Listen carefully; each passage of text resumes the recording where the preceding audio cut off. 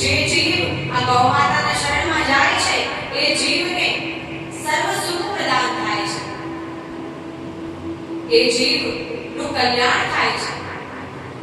જ્યારે હજારો જન્મોના પુણ્ય એકત્રિત થાય છે ત્યારે જીવને ગૌ સેવા કરવાનો અવસર પ્રાપ્ત થાય છે, ત્યારે જીવ ગૌ સેવા કરવા લાગી જાય છે.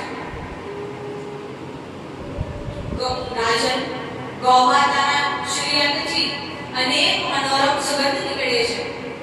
ઘણી ગૌઓ તો ગુગળ સમાન સુગંધવાળી હોય છે. ગૌ માતા તો સર્વ જીવનું કલ્યાણ કરતી રહે છે. ગાવો ભૂતમ ચ ભવ્યમ ચ ગાવો પુષ્ટિ સનાતની ગાવો લક્ષ્મણ સદા મૂલમ ગાવો દીનમ ન નશ્યતિ. ગૌ માતા જ ભૂત છે અને ગૌ માતા જ ભવિષ્ય છે. ગૌ માતા જ સદા રહેવા વાળી પુષ્ટિનું કારણ અને લક્ષ્મીની જડ છે.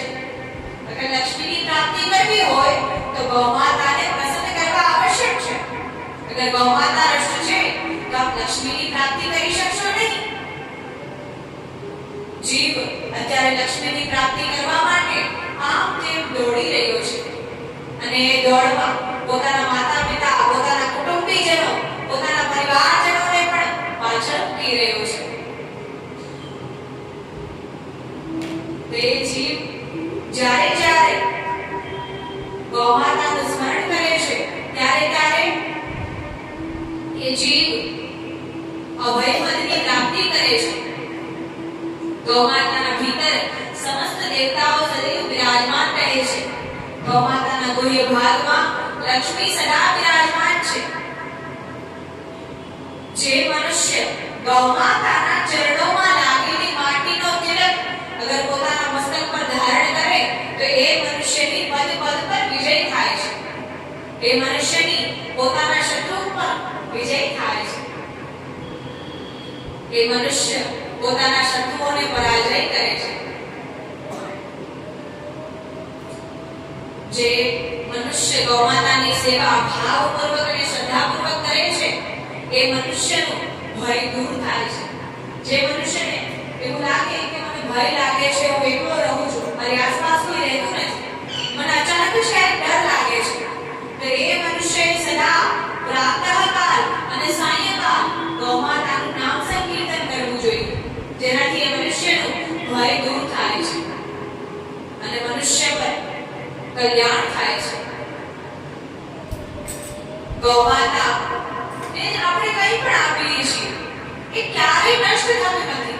હવે આપણા પર નિર્ભર કરે છે કે આપણે ગૌ માતાની સેવા કરીએ છીએ કે આપણે એમને મારીએ છીએ કે આપણે એમને પીડા પહોંચાડીએ છીએ, એ આપણા પર નિર્ભર કરે છે. કે ગૌ માતાને આપેલું ક્યારેય નષ્ટ થતું નથી. એ કોઈ ને કોઈ સ્વરૂપમાં, કોઈ ને કોઈ ફળમાં આપણને ભોગવવું જ પડે છે. હવે આપણે એમને સારું આપીએ છીએ કે ખરાબ, એમના પર છે. ગાવો દીનમ ન નશ્યતિ. ગૌ માતાને જે કંઈ પણ આપીએ છીએ એનું ફળ આ નહીં તો આવતા જન્મમાં આપણે ભોગવવું પડે છે.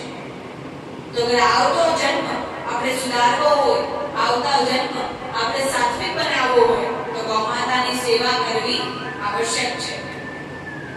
ગૌ માતા જ સમસ્ત પૃથ્વીનો સાર છે, સમસ્ત ગ્રંથોનો સાર છે, સમસ્ત વેદોનો, ઉપનિષદોનો સાર છે. ગૌ માતા એવું શું છે કે ગૌ માતા નથી? ગૌ માતા બધે છે અને બધા જ ગૌ માતામાં છે.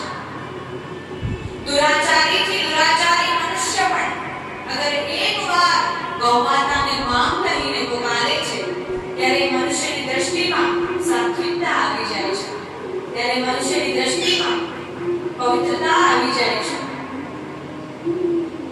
ગૌ માતા સમસ્ત વિશ્વને પાવન કરનારી છે. ગાવો વિશ્વસ્ય માતરઃ. વિષ્ણુ ધર્મોત્તર પુરાણ આપણને શું કહી રહી છે? ગાવો વિશ્વસ્ય માતરઃ. ગૌ માતા તો સમસ્ત વિશ્વની માતા છે. તો અગર ગૌ માતા આપણા પર કૃપા કરશે તો જ આ વિશ્વ પ્રસન્ન રહેશે. આજે સમસ્ત દેશ દુઃખી છે, સમસ્ત પ્રજા દુઃખી છે, સમસ્ત પ્રજાના મનુષ્યજનોને કંઈ ને કંઈ દુઃખ છે. એ શું કામ છે? કેમ કે જીવ ગૌ માતાથી વિમુખ થતો જાય છે, જીવ ગૌમાતાની સેવાથી વિમુખ થતો જાય છે. તેટલા માટે જ અગર ગૌમાતાના નિકટ રહેશો, ગૌમાતાની સેવાના નિકટ રહેશો તો ગૌમાતા અવશ્ય કલ્યાણ કરશે. ગૌમાતા અવશ્ય આપણને પવિત્ર કરશે. ગૌમાતા તો જીવનું કલ્યાણ કરનારી છે. ગૌમાતાને તો સ્પર્શ કરવા માત્રથી મનુષ્યનું કલ્યાણ થાય છે. ગૌમાતાનું સ્મરણ કરવા માત્રથી મનુષ્યનું કલ્યાણ થાય છે. ગૌમાતા ને આપણે માતા માનીએ કે ન માનીએ, પણ ગૌમાતા તો સમસ્ત વિશ્વને પોતાની માતા માને છે. ગૌમાતા તો સમસ્ત જગતને પોતાની માતા માને છે. સ્વાહાકાર અને વશટકાર, યજ્ઞ, હવન બધું ગૌમાતા પર જ અવલંબિત છે. ગૌમાતા પર નિર્ભર કરે છે. જ્યારે જ્યારે જીવ પર કૃપા થાય છે ત્યારે જીવ ગૌમાતાની સેવા કરવા લાગી જાય છે. જ્યારે જીવ પર સેવા નો માન આવવાનો હોય ત્યારે જીવ શાંતિ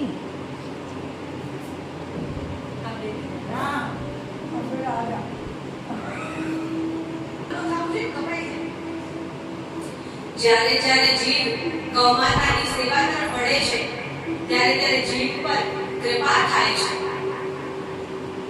તો આ રીતે મહર્ષિ વશિષ્ઠ રાજા સદાસને ગૌઓની મહિમા શ્રવણ કરાવી રહ્યા છે.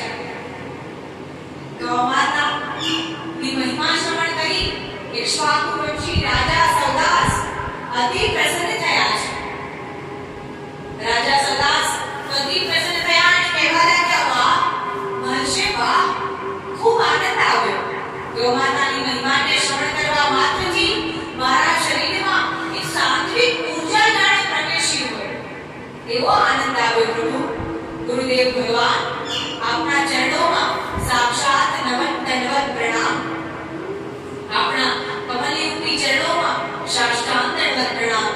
ગુરુદેવ ભગવાને આશીર્વાદ આપ્યો અને ત્યારે કહ્યું કે રાજન, સર્વ પ્રકારથી આપનું કલ્યાણ થાય.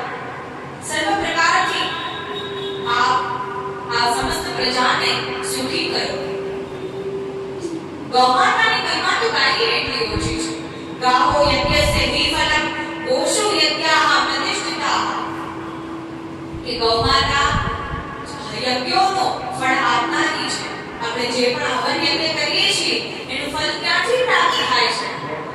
દેવતાઓથી. અને દેવતાઓ ફળ ક્યારે પ્રાપ્ત કરશે? જ્યારે ગૌમાતા પ્રસન્ન થશે.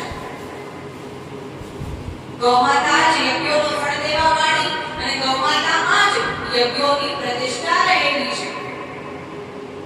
ગૌમાતામાં જ સર્વ પ્રકારના યજ્ઞોનું ફળ રહેલું છે. આપણે ભલે ગમે તેટલા મોટા યજ્ઞો કરીએ, પણ જેમાં ગૌમાતાનો અનાદર કરીએ છીએ, ગૌમાતાનું સન્માન કરતા નથી, તો એ મનુષ્યનું એ યજ્ઞ, એ હવન, એ કઈ પુણ્યની પ્રાપ્તિ થતી નથી. કે જે ફળ આપનારી છે, આપ તો એને રક્ષણ કરીને બેઠા છો, તો કઈ રીતે ફળ પ્રાપ્ત થશે?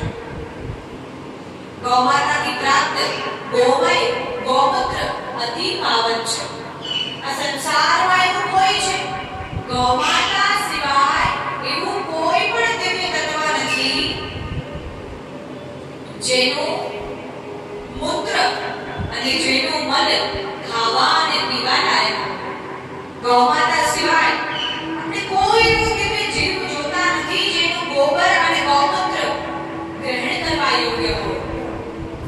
ગૌમાતા જે કેવી પાવન કરનારી છે, એ કેવી પવિત્ર કરનારી છે કે જેમનું ગોબર ગ્રહણ કરવા યોગ્ય છે.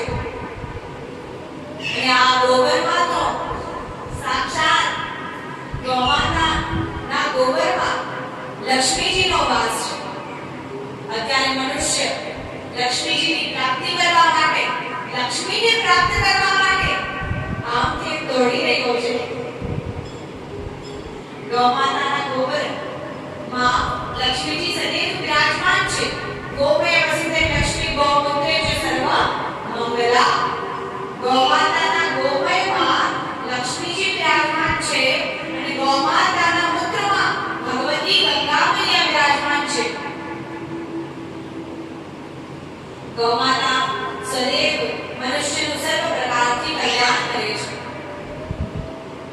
ગોમયમાં લક્ષ્મીજી નિવાસ છે, જેનાથી આપણને જાણ થાય છે કે સર્વ મનુષ્ય અત્યારે લક્ષ્મી પાછળ દોડ મૂકી રહ્યો છે.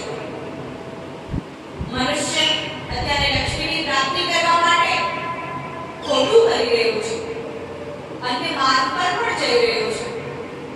સાત્વિકતાથી પણ લક્ષ્મીની પ્રાપ્તિ કરી શકાય છે.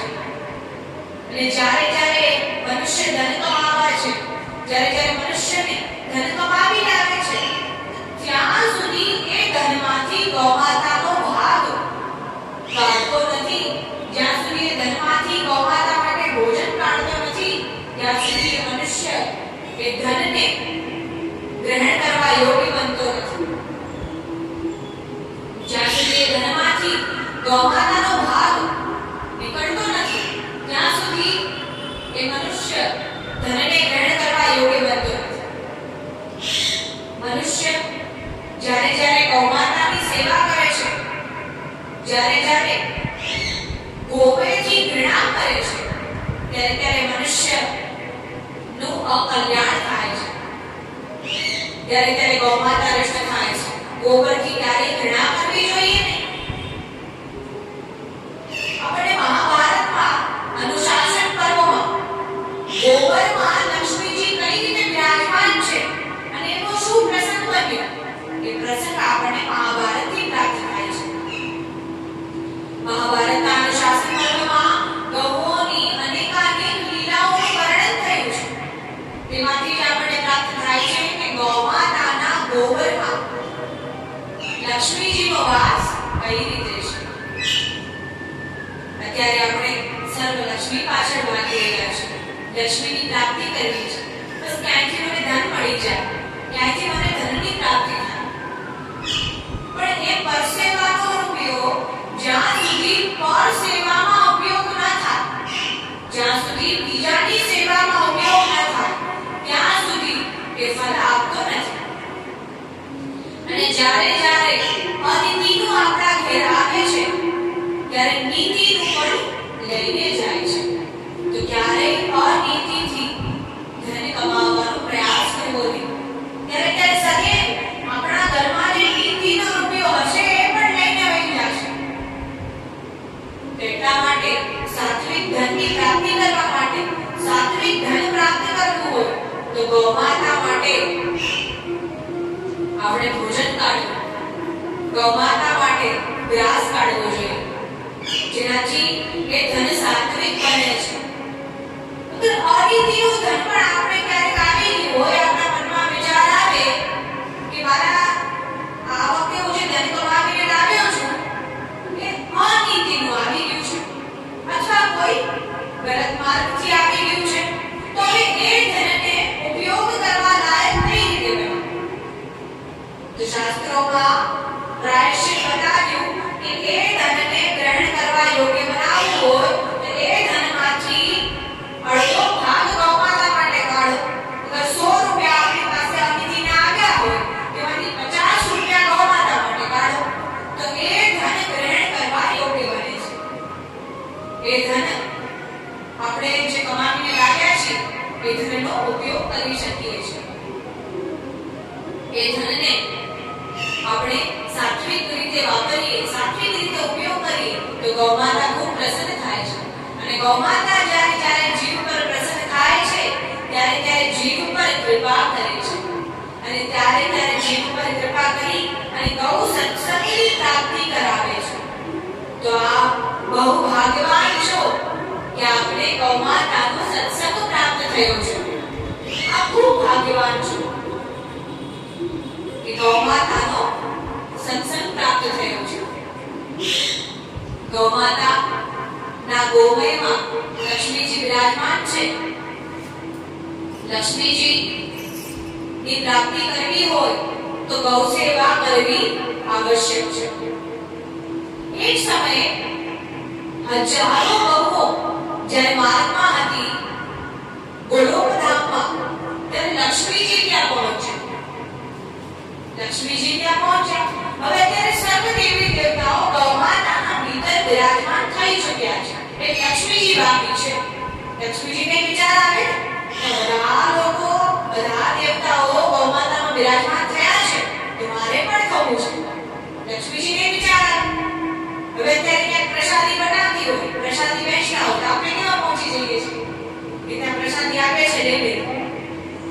ત્યાં ભોજન આપવું એ લેતી. તો એ જ રીતે લક્ષ્મીજીને પણ વિચાર આવ્યો કે અહીંયા ગૌમાતામાં સર્વ દેવતાઓ બિરાજમાન છે એનું કોઈ કારણ તો છે. ગૌમાતામાં એવું કોઈ દિવ્ય તત્વ તો છે. તેને વિચાર કર્યો કે મારે પણ એમના કોઈના કોઈ અંગમાં બિરાજમાન થવું છે. તો એને વિચાર કર્યો કે મારે કોઈના કોઈ અંગમાં બિરાજમાન થવું છે. તો ત્યાં ગોલોકધામમાં ત્યારે અનેક ગૌઓ ત્યાં બિરાજમાન છે ત્યાં પહોંચે અને ત્યાં પહોંચી અને ગૌઓને નમસ્કાર કર્યા કે હે ગૌઓ, આપ તો કલ્યાણ કરનારી છો, આપ તો પાવન કરનારી છો, આપ તો પાપી મનુષ્યને પુણ્ય પ્રદાન કરનારી છો. હે ગૌઓ, આપ તો કલ્યાણ થાય. લક્ષ્મીજી કહી રહ્યા છે ત્યારે ગૌ માતા વિચાર કરી રહ્યા છે કે લક્ષ્મીજી કેમ આવ્યા? કઈ કારણ તો હોય ને. નિમંત્રણના આમંત્રણ ને લક્ષ્મીજી અહીં કેમ પધાર્યા છે? ત્યારે લક્ષ્મીજી ત્યાં પધારતા જોઈને અને જ્યારે ગૌમાતાના દર્શન કરે છે તો ગૌમાતાનું સ્વરૂપ અતિ મોહિત કરનારું છે. જાણે સાક્ષાત ગોલોકધામમાં એ બધી કામધેનુ રૂપિણી જ હોય, બધી બહુલા રૂપિણી જ હોય. અને ગૌમાતાનું સ્વરૂપ જોઈ લક્ષ્મીજી તો મોહિત થઈ ગયા. લક્ષ્મીજી વિચાર કરી રહ્યા છે, આહા, કેવું સુંદર સ્વરૂપ, કેવું લુભાવનારું સ્વરૂપ, અતિ સુંદર સ્વરૂપ. ત્યારે ગૌમાતા કહી રહ્યા છે કે હે લક્ષ્મી, આપ અહીં કયા કારણથી પધાર્યા છો? આપનું અહીં આવવાનું કારણ શું છે લક્ષ્મીજી? આપ અહીં પધાર્યા તો કઈ કારણ તો હશે. ત્યારે લક્ષ્મીજી કહેવા લાગ્યા, હે ગૌમાતા, સર્વ દેવતાઓ આપના ભીતર બિરાજમાન છે. 33 કોટી દેવતાઓ આપના ભીતર બિરાજમાન છે. તો 33 કોટી દેવતાઓ બિરાજમાન છે તો આમાં પણ આપણે ક્યારેક સંશય થાય કે 33 કોટી બિરાજમાન છે કે 33 કરોડ બિરાજમાન છે.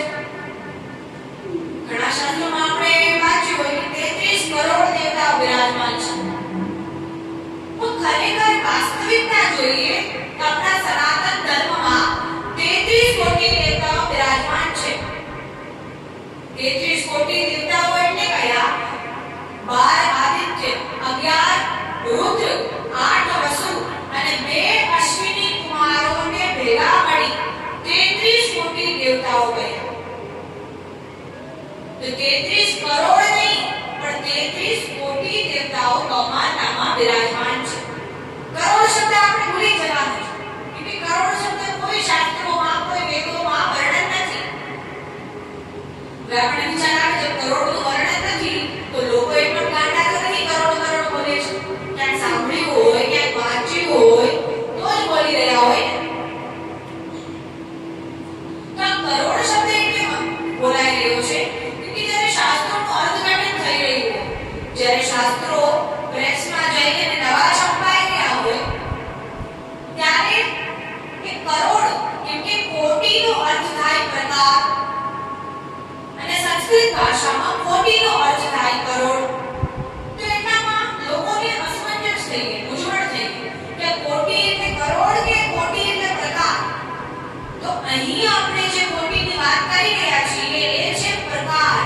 33 કોટીના દેવતાઓ, 33 પ્રકારના દેવતાઓ, 33 ઉચ્ચતમ પ્રકારના ભગવાન ગૌમાતામાં બિરાજમાન છે. 33 કરોડ નહીં અને 68 કોટી તીર્થ ગૌમાતાના શ્રી ચરણોમાં બિરાજમાન છે. ગૌમાતાના ચરણોના અગ્રભાગમાં ચારો પુરુષાર્થ બિરાજમાન છે. ધર્મ, અર્થ, કામ અને મોક્ષની પ્રાપ્તિ ગૌ સેવા વગર થઈ શકશે નહીં.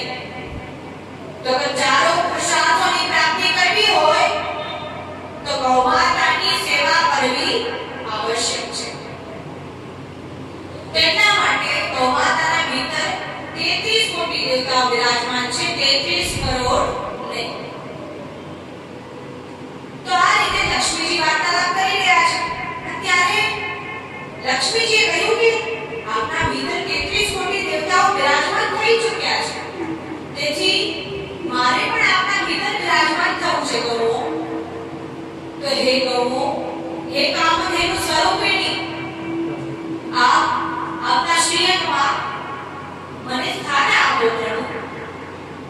હે માતા, હે દેવી, અમને સ્થાન આપો. અને ત્યારે કહેતા કહ્યું કે અમે આપના શ્રીઅંગમાં બિરાજમાન થવું છે. ત્યારે ગૌમાતાએ ના પાડી દીધી. ગૌમાતાએ કહ્યું કે હે લક્ષ્મી માતા, આપ તો બહુ ચંચળ છો. આ ક્યાંય એક સ્થાન પર સદા રહેતી નથી. આપ સ્થિર રહેતી નથી. આપ તો ચંચળ છો. આજે છો અને કાલે નથી. તો અગર હું આપને મારામાં બિરાજમાન કરું ને આજે આપ રહ્યા અને કાલે ચાલ્યા ગયા તો એ સ્થાન તો રિક્ત રહેશે. એ સ્થાન તો ખાલી રહેશે. ત્યારે ગૌમાતા આવી સમજાવી રહ્યા છે. લક્ષ્મીજી દુખી થયા. લક્ષ્મીજી કહેવા લાગ્યા કે હું અનેક આશાઓ લઈને અહીં આવી હતી. તો આપ મારું ત્યાગ ન કરો. આપ તો મારું ત્યાગ કરી રહ્યા છો. આપ તો સૌને સન્માન આપનારી છો. આપ તો સૌનું કલ્યાણ કરનારી છો. આપ મારું ત્યાગ કરી રહ્યા છો. ગૌ, હે ગૌ માતા, હે કામધેનુ રૂપિણી, આપ મારું અપમાન કરી રહ્યા છો. આપ મારો ત્યાગ ન કરો. આપ મારું સન્માન કરો. ત્યારે ગૌ માતા કહેવા લાગી કે હે લક્ષ્મીજી, અમે આપનો ત્યાગ નથી કરી રહ્યા. અમે આપનું અપમાન નથી કરી રહ્યા. અમે તો કેવળ આપને અહીંથી પધારવાનું કહી રહ્યા છીએ. અમે તો કેવળ આપને કહી રહ્યા છીએ કે આપની આવશ્યકતા અમને નથી. કેમ કે આપ બહુ ચંચળ છો. આપ અસ્થિર છો. આપ એક સ્થાન પર વધારે સમય સુધી રહેતા નથી. તો એટલા માટે આપને અમે બિરાજમાન કરી શકીએ નહીં. લક્ષ્મીજીને ના પાડી. લક્ષ્મીજી અત્યંત દુઃખી થયા. ખૂબ દુઃખી થયા. ને ખૂબ દુઃખી થયા અને કહેવા લાગ્યા કે હે પ્રભુ, આપ તો મારું અપમાન કરી રહ્યા છો.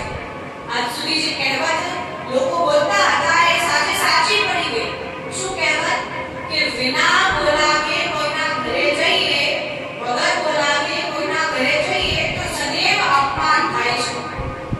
તો ક્યારેય વગર બોલાવે કોઈના ઘરે જવું જોઈએ નહીં. અપમાન થશે અથવા આપ જે સન્માનની ઈચ્છા રાખી રહ્યા છો સન્માન પ્રાપ્ત થશે નહીં. અને મનમાં સંકોચ રહેશે. તો એટલે લક્ષ્મીજી પણ વિચાર કરી રહી છે, વાત સાચી છે. આજે હું વગર બોલાવે આ ગોલોક ધામ પર આવી એટલે આપ મારું અપમાન કરી રહ્યા છો. અને લક્ષ્મીજી દુઃખી થયા અને કહેવા લાગ્યા કે હું જેની પાસે રહું છું તે સદાય લક્ષ્મી પ્રાપ્તિ કરે છે. લક્ષ્મીજી કહેવા લાગ્યા કે અગર હું દેવતાઓ પાસે છું, આજે દેવતાઓ કેટલા નામ કમાઈ રહ્યા છે. આજે દેવતાઓની કેટલી માન અને કેટલી પ્રતિષ્ઠા છે. અને હું જેને મૂકીને ચાલી જાઉં છું, હું જેના પાસે રહેતી નથી, એનો સર્વનાશ થાય છે. જેમ દૈત્યો પાસે હું નથી રહી, દૈત્યોને મૂકી આવી ગઈ તો આજે એમનો નાશ થઈ રહ્યો છે. એમની પ્રતિષ્ઠા ઘટી રહી છે. એમનો માન, એમનો વૈભવ ઘટી રહ્યો છે. એટલા માટે આપ મારું અપમાન ન કરો. અગર આપને આ સંસારમાં પ્રતિષ્ઠાની પ્રાપ્તિ કરવી હોય તો મને આપમાં બિરાજમાન કરો. ગૌમાતા કહેવા લાગ્યા કે મને તો કોઈ પ્રકારની માન પ્રતિષ્ઠાની આવશ્યકતા નથી. કેમ કે વેદો, સર્વ ઉપનિષદો, સર્વ શાસ્ત્ર, સર્વ ગ્રંથ પહેલેથી જ મારી માન, મારી મહિમાનું ગાન કરી રહ્યા છે. તો મારી કોઈ અતિરિક્ત માન અને પ્રતિષ્ઠાની આવશ્યકતા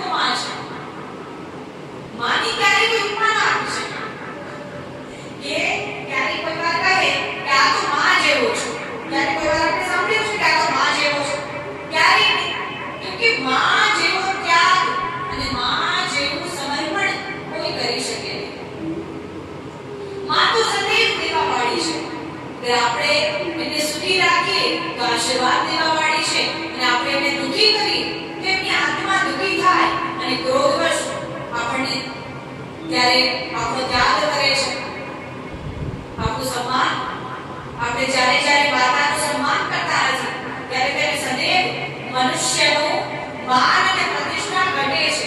મનુષ્ય ભલે ગમે તેટલો વિચાર કરે કે મેં તો મારી માન સાથે આમ કરી નાખ્યું, મેં તો મારી માને આમ કરી નાખ્યું, પણ એ મનુષ્યનું ખરેખર સમાજમાં માન અને પ્રતિષ્ઠા ઓછી થાય છે.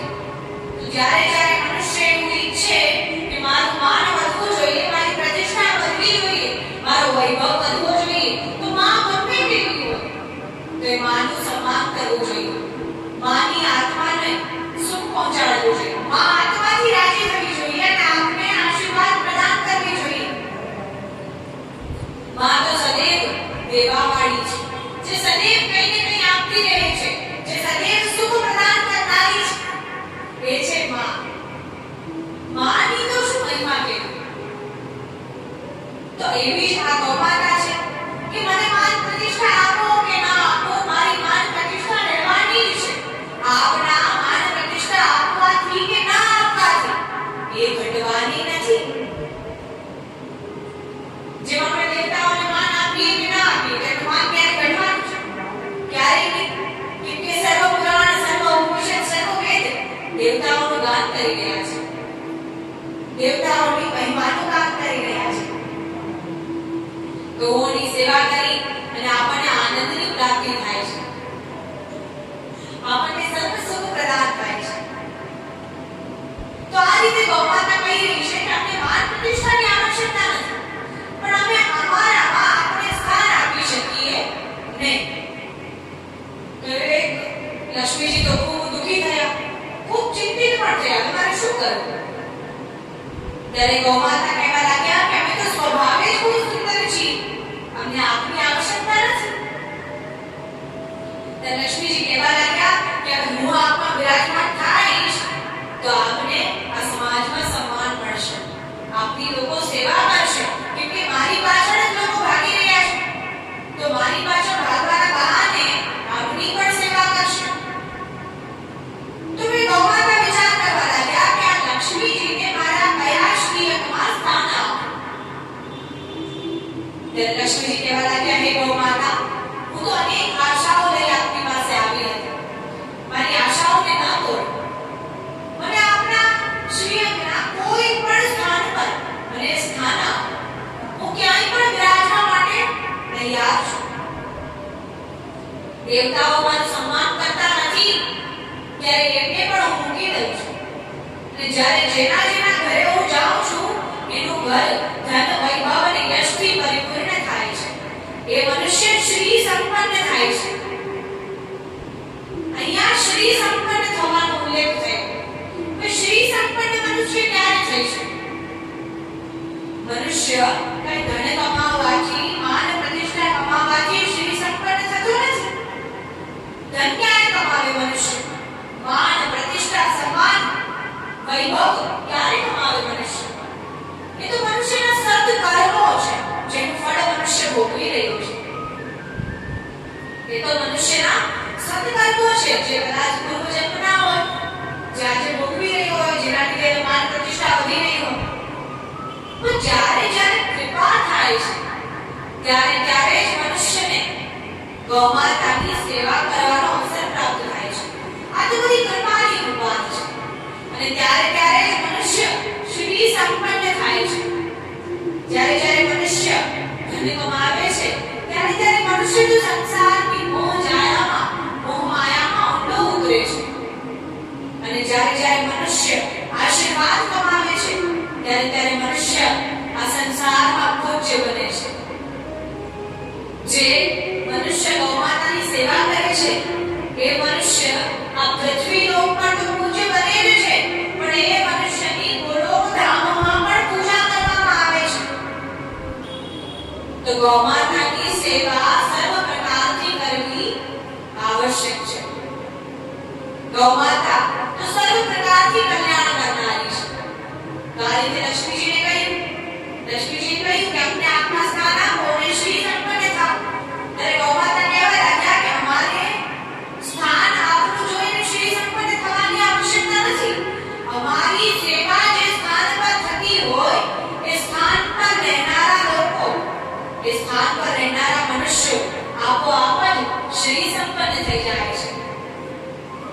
જે સ્થાન પર માનું સન્માન થતું હોય, જે સ્થાન પર મારી પૂજા થતી હોય, જે સ્થાન પર વડીલોનું સન્માન થતું હોય, એ સ્થાન પર રહેનારા મનુષ્યો આપોઆપ જ શ્રી સંપન્ન થઈ જાય છે.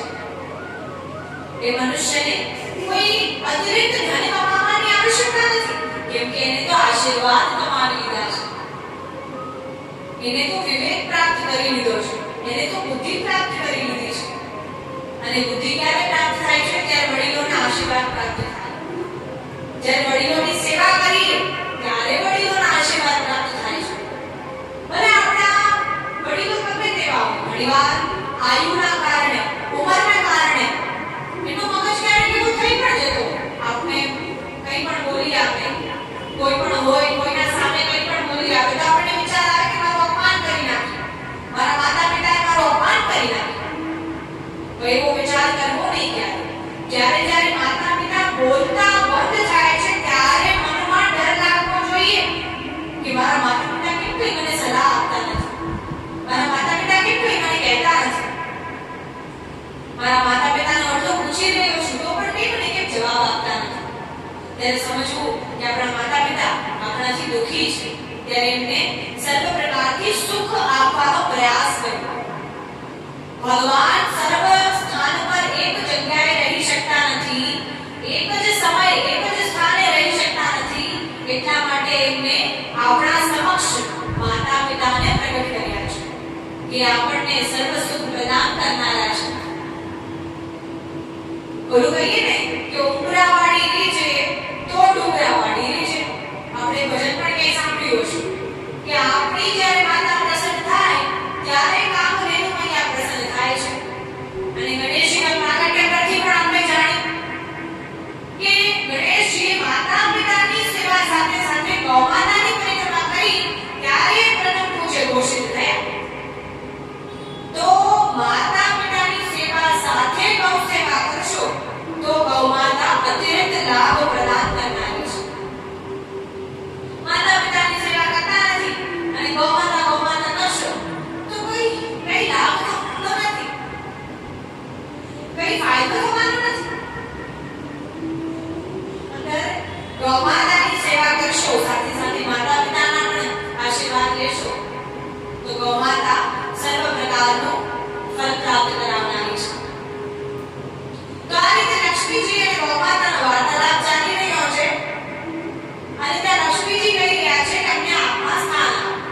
ત્યારે ગૌમાતાએ પણ વિચાર કર્યો કે લક્ષ્મીજી રહી ગયા છે, 33 કોટી દેવતાઓ મારામાં સમાવિત થઈ ગયા છે, તો એમને મારામાં સ્થાન આપી જ દઉં. એટલા માટે વિચાર કરવા લાગ્યા કે એમને ક્યાં સ્થાન આપું. ત્યારે સર્વ દેવતાઓ ત્યાં બિરાજિત હતા એમના શ્રીઅંગમાં.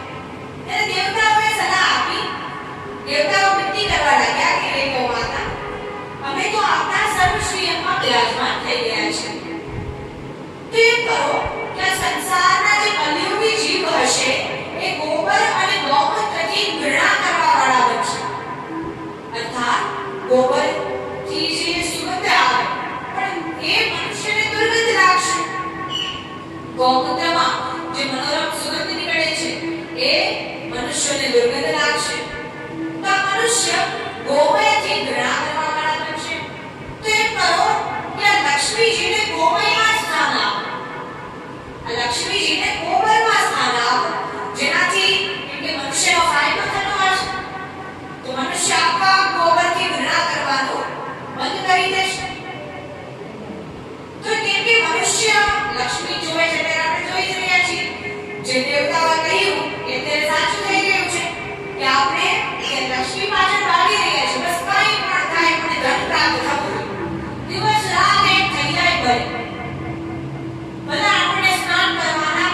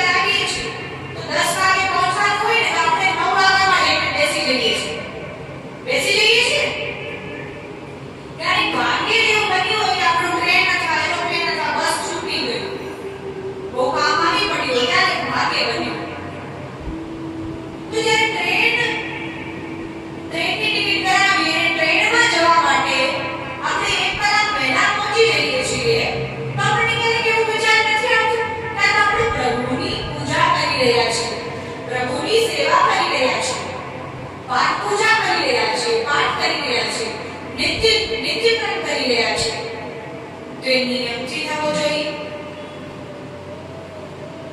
આ સર્વ કથા શ્રવણ કરનારા શ્રોતાઓએ આજથી જ નિયમ લેવો કે અગર હું 8 વાગે મારી પાઠ કરીશ, મારી પૂજા કરીશ તો 8 વાગે જ કરીશ, જેનાથી આ 1 મહિના મારા કહેવાથી આ નિત્ય નિયમ લઈને જો આપ જે કંઈ પણ પાઠ પૂજા કરતા હો, જે કંઈ પણ ચાલીસાનો પાઠ કરતા હો, એ પાઠ એક સમયે કરો કે એક નિશ્ચિત સમયે કરો. 9 વાગે કરો તો 9 વાગે કરો, પછી ભલે તમે બપોરે કરો, 2 વાગે કરો, બધા કાર્યોથી પરવારીને કરો, પણ એક નિશ્ચિત સમયે કરો. 1 વાગે ને 1 વાગે જ કરો, પછી 1 ને 5 ન કરવી જોઈએ. જે રીતે આપણે ટ્રેનમાં જવાનું હોય, પ્લેનમાં જવાનું હોય તો કેવા 1 કલાક પહેલા પહોંચીએ છીએ. પ્રભુના પાઠ કરવામાં પણ નિત્ય નિયમ બનાવી એ રીતે પ્રભુનો પાઠ કરીએ તો નિત્ય નિયમથી કરીએ, જેનાથી ગૌમાતા પ્રસન્ન થાય, પ્રભુ પ્રસન્ન થાય, આપણા સર્વ પિતૃઓ પ્રસન્ન થાય, આપણા પૂર્વજો પ્રસન્ન થાય અને આપણને અતિરિક્ત લાભ કરાવવા. એટલા માટે કોઈ પણ પાઠ પૂજા કરીએ, નિશ્ચિત સમયે કરીએ, જેનાથી ઉત્તમ લાભની પ્રાપ્તિ થાય છે. પછી તમે પૂછજો કે હવે પાઠનો લાભ પ્રાપ્ત થાય છે કે નહીં. અત્યાર સુધી આપણા મનમાં પ્રશ્નો હશે તો આટલા રોજ પાઠ કરું છું તો ભગવાન મારા તરફ ધ્યાન દેતા નથી, કે ભગવાનને ભગવાન સમજતા જ નથી. આપ તો લોકોને દેખાડવા માટે પાઠ કરી રહ્યા છો કે લોકોને ખબર પડે કે હું આ પાઠ કરી રહ્યો છું. લોકોને ખબર પડે કે ન પડે, આપણે તો ભગવાનને ખબર પડાવવાની છે, આપણે તો ભગવાનને જાણ કરવાની છે, આપણે તો પ્રભુ સુધી આ પાઠ પહોંચાડવાના છે. જ્યારે કલયુગ આવ્યો ત્યારે કલયુગ એવો ખતરનાક હશે એ જોઈને કલયુગનો પ્રભાવ જોઈને જ્યારે દેવતાઓ ગભરાઈ ગયા ત્યારે કલયુગ કહેવા લાગ્યો કે મારામાં લાખ અવગુણ હશે પણ એક એવો ગુણ છે જે કોઈ યુગમાં નથી. એવો શું કલયુગમાં ગુણ છે ભાઈ? કલયુગ તો ખૂબ ખતરનાક છે. કલયુગના જીવો આવા હશે, કલયુગના જીવો વાપરેલું અન્ન ખવડાવશે, કલયુગના બ્રાહ્મણો વેદ જ્યારે ભણાવશે ત્યારે પૈસા લઈને વેદ ભણાવશે, ધન લઈને વેદ ભણાવશે,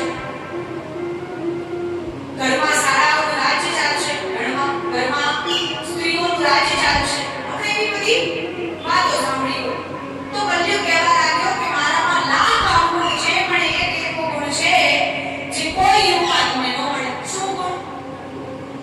સતયુગમાં, ત્રેતાયુગમાં, દ્વાપર યુગમાં આપણને જે પુણ્ય, જે ફળની પ્રાપ્તિ જપ કરવાથી, તપ કરવાથી, સાધના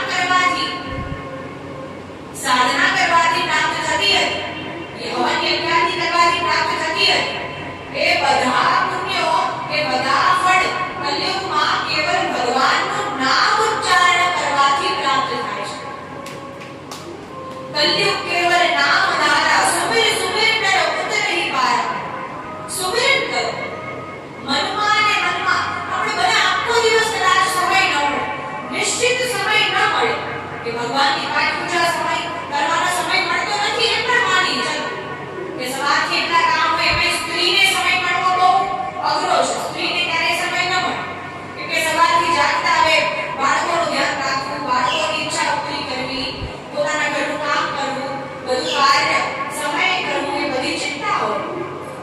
સ્ત્રીનું ચલો સમજાય તો સ્ત્રી માટે જ આ ઉપાય વધારે કામનો છે, સ્ત્રી માટે જ આ ઉપાય વધારે લાભદાયક છે કે આખો દિવસ મનમાં ભગવાનનું નામ ઉચ્ચારણ કરો, ગૌમાતાનું નામ ઉચ્ચારણ કરો, ગૌમાતાના બીજ મંત્રનો જાપ કરો. આપણે અથર્વવેદમાં ગૌમાતાનો બીજ મંત્ર પ્રાપ્ત થાય છે. ઓમ શ્રી ગૌ નમઃ, ઓમ શ્રી ગૌ નમઃ. આટલો બીજ મંત્ર નિરંતર જે મનુષ્ય જાપ કરે છે અને આ બીજ મંત્રનો જાપ 1 લાખ વાર થાય છે, તે મનુષ્ય માટે આ બીજ મંત્ર કલ્પ વૃક્ષ સ્વરૂપા કાર્ય કરે છે. અર્થાત તે મનુષ્ય જે પણ બોલે એ બધું સિદ્ધ થાય છે. આ મંત્ર એટલો પ્રભાવશાળી છે. અથર્વવેદમાં લખ્યો છે, વેદો કંઈક ઉપદેશ આપી રહ્યા છે તો કંઈક એ વાતમાં તથ્ય તો હશે જ.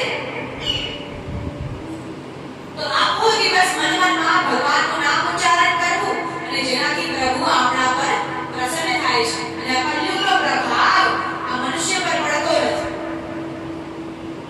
એટલા માટે કલયુગમાં આવો સારો પણ છે. આપણે સારું જોઈએ ને આપણે ક્યાં ખરાબ જોયું છે. તો એ રીતે અહીં દેવતાઓ બધા વિચાર વિમર્શ કરી રહ્યા છે કે કઈ રીતે લક્ષ્મીજી ગોબરમાં બિરાજમાન થાય. ત્યારે ગૌઓએ કહ્યું કે હે લક્ષ્મીજી, આપ તો બહુ ચંચલ છો, આપ તો ક્યાંય સ્થિર રહેતી નથી. તો આપ આ મારા પવિત્ર ગોબરમાં બિરાજમાન થાઓ, જેનાથી સર્વ મનુષ્ય આપને પામવાના બહાને આ ગોબરથી ઘૃણા નહીં કરે. એટલે ત્યારે મનુષ્ય લક્ષ્મી પાસે ભાગી રહ્યો છે અને લક્ષ્મીજી ક્યાં બિરાજમાન છે? ગોમયમાં, ગોબરમાં. તો મનુષ્યને જોવા જઈએ તો આમ નહીં તો આમ, પણ ગૌમાતાના ગોબરની પૂજા કરવી પડશે. તો એ રીતે ગૌમાતાને નમસ્કાર કરી લક્ષ્મીજી ગૌમાતાના ગોબરમાં બિરાજમાન થયા. બોલો લક્ષ્મી માત કી જય, કામધેનુ માત કી જય. તો આ રીતે લક્ષ્મીજીનું સ્થાન ગોમયમાં છે અને ત્યાં લક્ષ્મીજી અંતર્ધાન થઈ અને ગોબરમાં સમાહિત થઈ અને ત્યારે ગૌમાતા પણ ખૂબ પ્રસન્ન